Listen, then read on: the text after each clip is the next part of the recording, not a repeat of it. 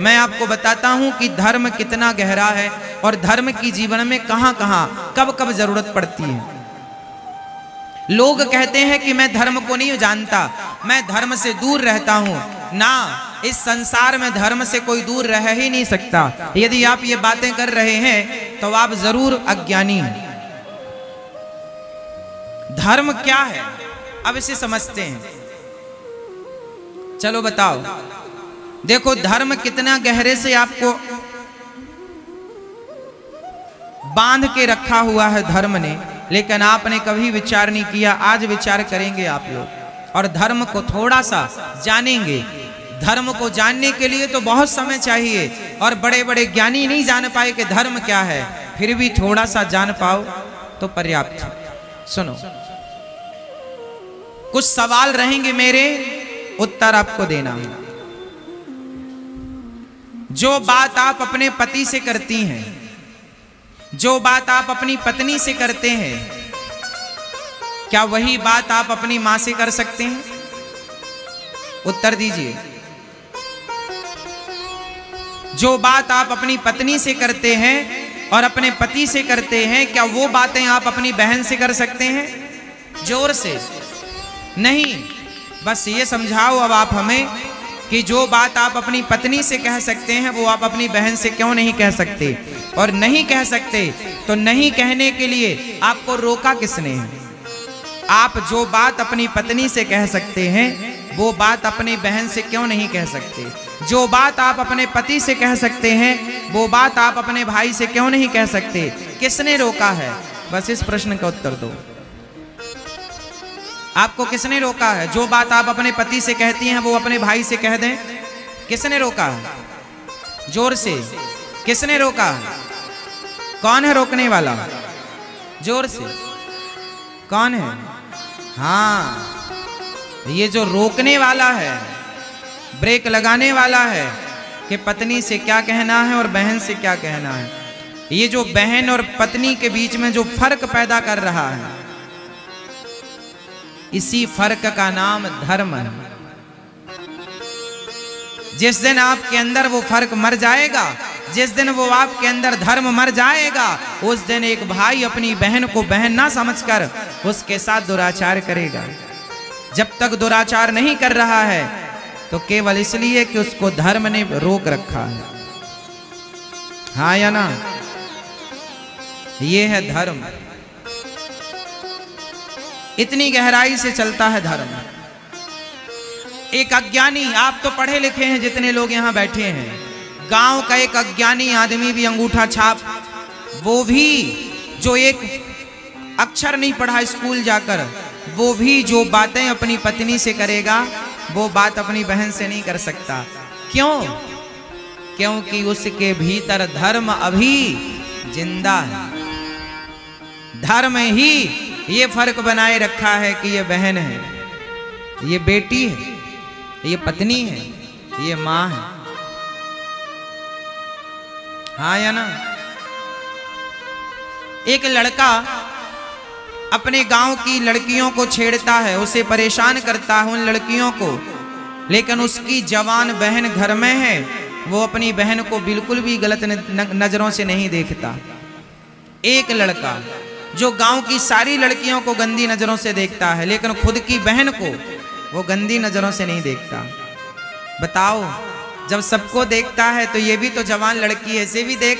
नहीं, उसे नहीं देखेगा, क्योंकि उसे देखने के लिए किसी ने रोका है, और जिसने रोका है उसी का नाम धर्म है। ये है धर्म। लोग कहते हैं कि हमारे को धर्म की जरूरत नहीं है, बिना धर्म के आप राक्षस हैं। अच्छा, धर्म कुत्ते के पास नहीं है, समझना। धर्म जानवरों के पास नहीं है। हाँ या ना?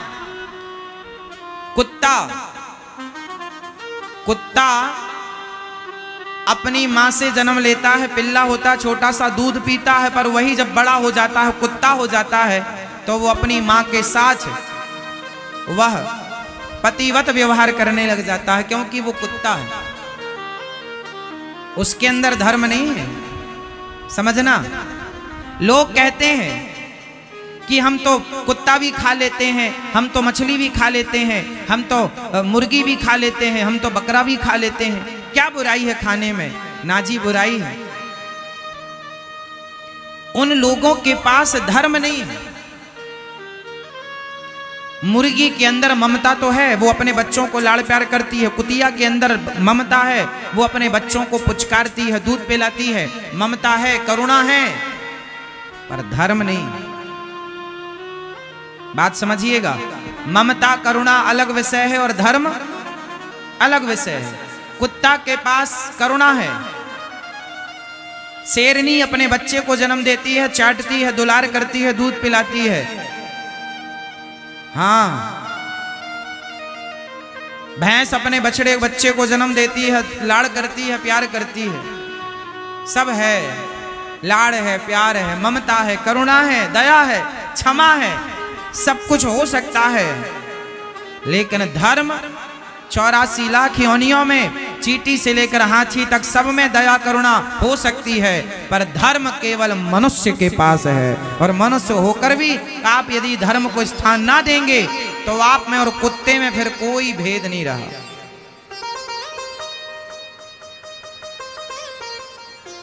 धर्म जरूरी है।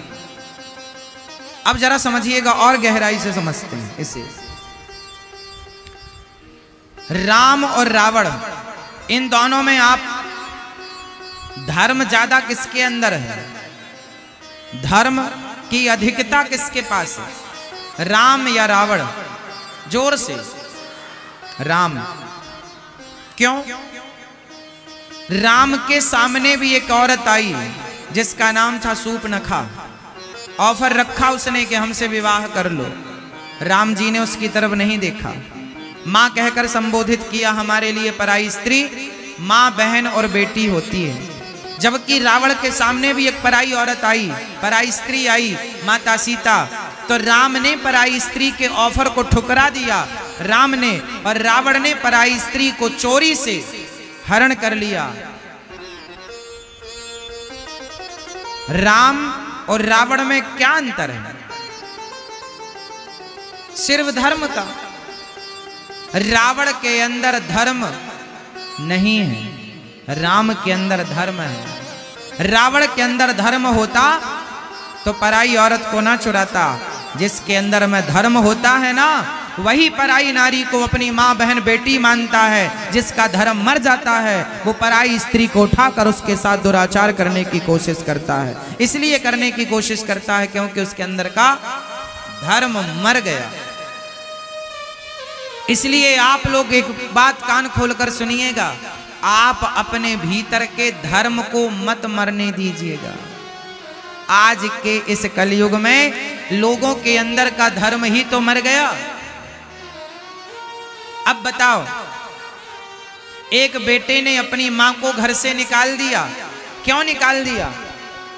क्योंकि उसके अंदर का धर्म मर गया। धर्म कहता है कि मां भगवान है, मातृ देवो भव।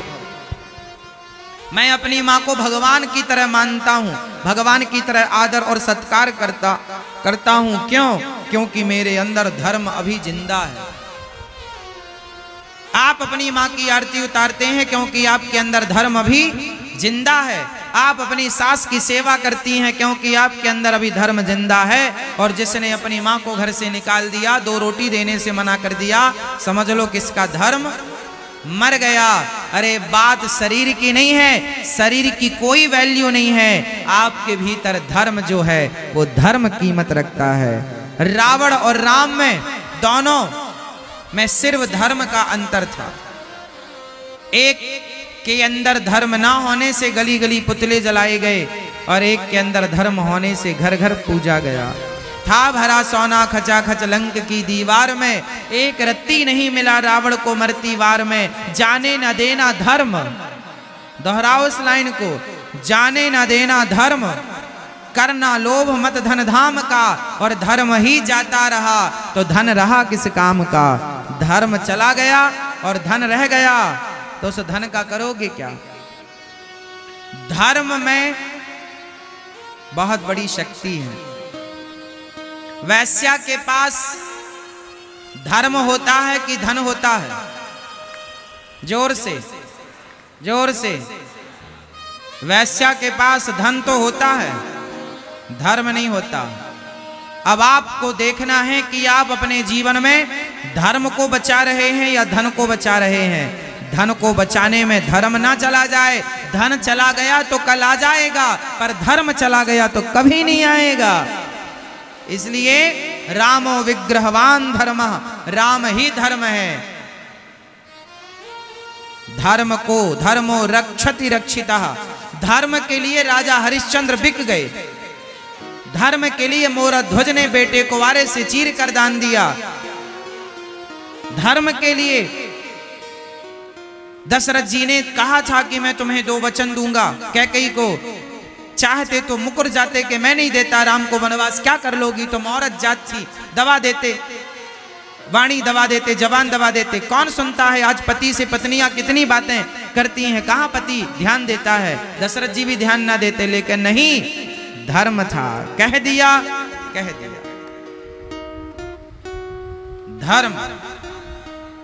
आज जिनका नाम आप जानते हैं इतिहास में, सिर्फ धर्म के बदौलत जानते हैं, क्योंकि उनके पास धर्म की अधिकता ज्यादा थी, धर्म अधिक मात्रा में था। इसलिए अब आपसे सवाल, बताइए, आप जीवन में धन को चुनना पसंद करेंगे या धर्म को? जोर से। लेकिन आप में से कुछ लोग ऐसे होंगे जो 2-2 रुपए के लिए अपना धर्म छोड़ देते हैं, बेच देते हैं। अरे झूठ बोल दिया, 25-25 पैसे के लिए लोग झूठ बोल रहे हैं बाजार में आज, हाँ या ना? अरे झूठ बोलकर पैसा कमाओगे, वो पैसा खर्च हो जाएगा। अच्छा, सच बोलना धर्म है कि झूठ बोलना? जोर से। इसलिए धर्म का पालन कीजिए, करना होगा धर्म का पालन, तो सच के साथ रहना पड़ेगा। और जो सच के साथ रहते हैं, सच मीन्स धर्म, धर्म न दूसरा सत्य समाना। सच मीन्स धर्म, सच मीन्स दया, दया धर्म का मूल है, पाप मूल अभिमान। इसलिए सत्य ना छोड़िए, धर्म ना छोड़िए। जो धर्म नहीं छोड़ता, भगवान कहते हैं जो धर्म नहीं छोड़ेगा उसे मैं कभी नहीं छोड़ूंगा, और जो धर्म छोड़ देगा उसे मैं छोड़ दूंगा। इसलिए जीवन में क्या होना चाहिए मेरी मां? धर्म। धर्म है।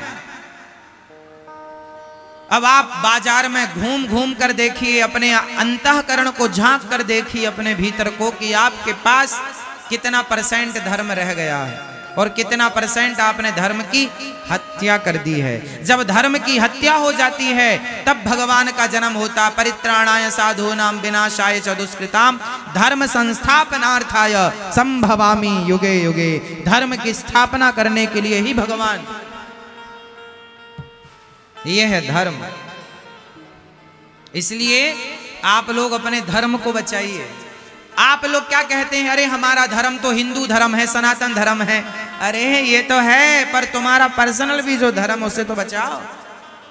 माता की सेवा करना तुम्हारा धर्म है, पत्नी का, पति का ख्याल रखना तुम्हारा धर्म है, बच्चों को संस्कार देना तुम्हारा धर्म है। ये सब धर्म कौन फॉलो करेगा, कौन अपनाएगा, कौन निभाएगा? कोई आपसे पूछता तुम्हारा धर्म क्या? हम हिंदू धर्म, हिंदू धर्म, हिंदू। इससे आगे तुम्हें कुछ आती नहीं। क्या धर्म है तुम्हारा? सनातनी, हम सनातन धर्म। इसके आगे कुछ जानती नहीं हो, ना कुछ जानना चाहते हो। इसके आगे पीछे भी धर्म की कोई परिभाषाएं हैं, वो समझना पड़ेगी। हमारे धर्म का नाम है सत्य सनातन धर्म। सनातन होता है पुराना, सनातन मतलब होता है पुराना, और सत्य मतलब होता है सत्य। सत्य मतलब ईश्वर। सत्य बोलना ही हमारा धर्म है। गोस्वामी जी ने 2 परिभाषाएं बहुत अच्छी दी हैं धर्म की। एक तो मैया, ओ मेरी माँ, नींद आ रही है? आज दोनों अलग अलग बैठी हैं मैया, पंचायत ना हो इसलिए।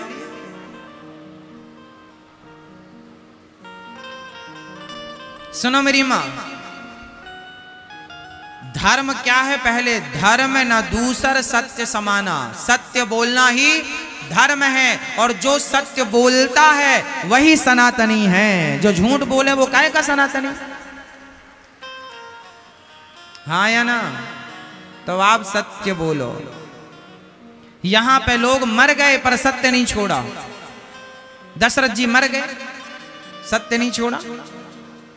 हरिश्चंद्र बाजार में बिक गए, पत्नी भी। अब बताओ आज कौन पति अपनी पत्नी को बाजार में बेचेगा? आज कौन पति अपने बेटे, कौन पूर्व पिता अपने बेटे को, 5 साल के बेटे को बाजार में बेचेगा? धर्म के लिए बेचे, धर्म के लिए खुद बिक गए। खुद एक राजा, कौन राजा ऐसा होगा जो किसी डॉम के घर जाकर के और शमशान में नौकरी करेगा? मुर्दा जलाने का टैक्स लेगा, कफन निकालेगा और वहां मुर्दे के लिए जो भोजन लाके रखते हैं घर वाले, वो खाकर अपना गुजारा किया। हरिश्चंद्र ने डॉम के हाथों बिक गए। डॉम मतलब जो शमशान में जो मुर्दा इत्यादि जलाने का कफन लेता है उसे डॉम कहते हैं। उस जमाने में कहा जाता था, आज के जमाने में अब जो कहते हो। तो डॉम के हाथों बिक गए हरिश्चंद्र। कौन राजा? हरिश्चंद्र पूरी पृथ्वी के राजा थे। सारी पृथ्वी के सप्तद्वीप वतीम महीम सारी पृथ्वी के राजा थे। लेकिन वो राजा किसके कारण बिक गए? सत्य के कारण। धर्म ना चला जाए, सत्य ना चला जाए। पहले के लोग सत्य को बचाते थे। भैया हम झूठ नहीं बोलेंगे, 1 करोड़ रुपया दोगे तो भी झूठ नहीं बोलेंगे। और आज का आदमी चवन्नी में झूठ बोलने को तैयार है, 25 पैसे में। मतलब आज का आदमी इतना हल्का हो गया है। इसलिए जमाना हल्का हो जाए। आज हमारे देश में 140 करोड़ लोग रहते हैं और ये पृथ्वी 140 करोड़ लोगों के बल पर नहीं, 140 करोड़ लोगों में जो कुछ सत्यवादी लोग बचे हैं, गिने चुने, मुझे लगता है कि 140 करोड़ लोगों में कुछ 1000, 2000, 5000 लोग शायद आज सत्यवादी हों पूरे देश में। मुझे लगता है कि ये पृथ्वी 140 करोड़ लोगों के बल पर नहीं, उन कुछ सत्यवादी लोगों के बल पर टिकी है। आप जैसे धर्मात्माओं के बल पर ये पृथ्वी टिकी है, जो आज के इस घोर कलयुग में भी आप लोगों ने कथा सुनने के लिए समय निकाला है। और आप में से कुछ लोग ऐसे होंगे जो सत्य बोलते होंगे। आप लोगों में से वो मैया को जगाना, प्यार से जगाना। लाल साड़ी वाली मैया, मैया ओ मेरी माँ, लो जगाए भी नहीं जग रही है।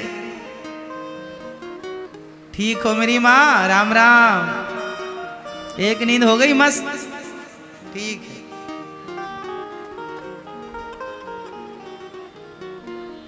अब हम तुम्हें जगाएं कि कथा सुनाएं? मैया सुनो, कुल मिलाकर समझना यह है कि हमें अपने धर्म पर अडिग रहना है। प्राण चले जाएं पर धर्म ना जाए। और धर्म चला गया हमारा तो फिर हमारे पास बचा क्या? ये शरीर, ये हाड़ मांस की कोई कीमत है क्या? ये शरीर चमड़े की कोई कीमत है क्या? कीमत तो सिर्फ धर्म की है।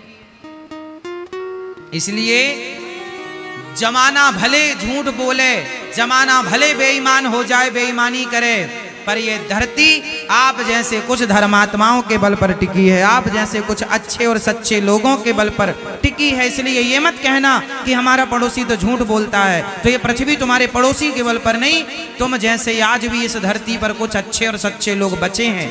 आज बताइए, आज कितना भ्रष्टाचार है हमारे देश में, लेकिन आपको आश्चर्य होगा कि इस भ्रष्टाचार वाले देश में आज भी कुछ ईमानदार लोग हैं।